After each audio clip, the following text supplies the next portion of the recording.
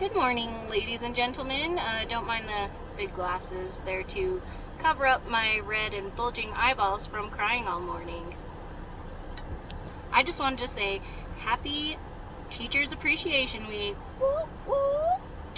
I hope this video finds you well as you cry yourself to sleep in a dark corner of your teacher's closet, listening to the sweet sounds of wild raccoon children wreaking havoc in your classroom. Teachers, let's be real. It has been a rough year. I don't know about you, but I've nearly lost all my hair. If you didn't know, my hair is extensions. Well, anyways, I'm sure there's nothing more satisfying than teaching feral children how to conduct themselves over the last 9 months. But don't you worry, because you are going to be rewarded. And by rewarded, I don't mean with great pay and high bonuses. I mean with a year-long flu, boogers, smart mouth, and a stick figure portrait of yourself. And to you, dear parents and PTA members, on behalf of all teachers everywhere, we thank you for all the meals and snacks you have provided, because without them, we would have probably starved.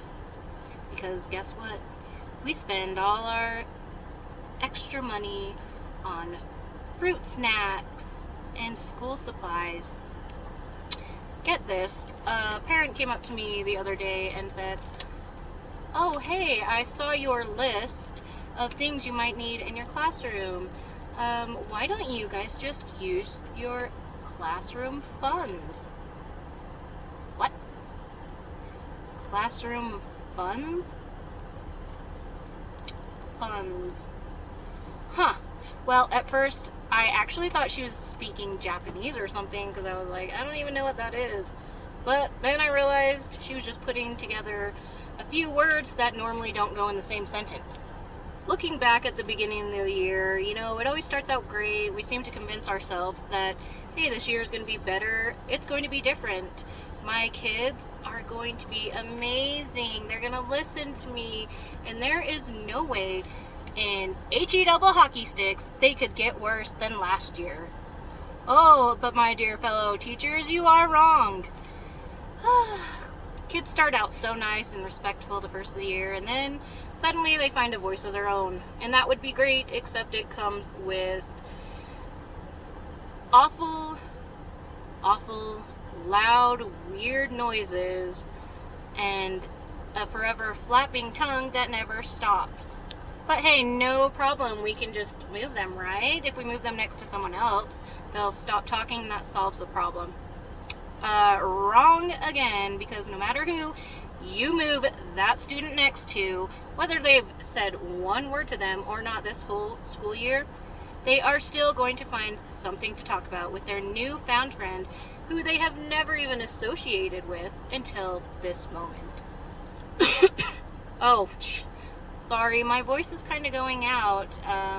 You see, I ended up repeating the same instructions to each of my students about 35 times, and trust me, that's not even over exaggerating. Anyway, as I was saying, oh, hang on, sorry. No, go away. I'm on my break. Jesus. Can you believe this? I'm finally on my break, taking my 10 minutes out of my 30-minute lunch break. Yeah, I need those 10 minutes. Honestly, someone was yelling "mom," and I wasn't sure if it was my children or someone else's. I don't know, because as you find out throughout the year, they're one and the same. I don't even know how many times I've been called mom by different people. But it did end up being a student, and what a pleasant surprise it was, because she has not been here since January. Yeah, January. So what a pleasant surprise that was. I really look forward to her parents yelling at me here soon at the end of the year, because, well, it's my fault that she isn't passing any subjects because she just doesn't come. So that's great. But hey, maybe I'll just eat some cafeteria food, then I can take a sick day. Yep. One great thing about the middle of the school year is that, your class management is at an all-time high. And I was seriously rocking it. Yeah, for reals.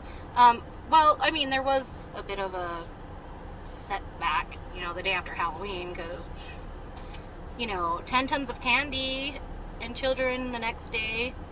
What can you expect? But, after about a week, they calmed down once the sugar ran out. But then, just as things seem to be getting back on track, here comes Christmas break. Oh, how fun. I wanted to enjoy every moment of it, but that didn't happen because apparently my kids like to invite every child in school to my house. So I might as well be in school anyway. Oh, and let's not forget the nightmares that kept me up all night, knowing that I had to spend my wonderful vacation planning out all these lessons for when we return to school in January. You know how they say after 40 it's all downhill? Well, let's see. Christmas is the exact same.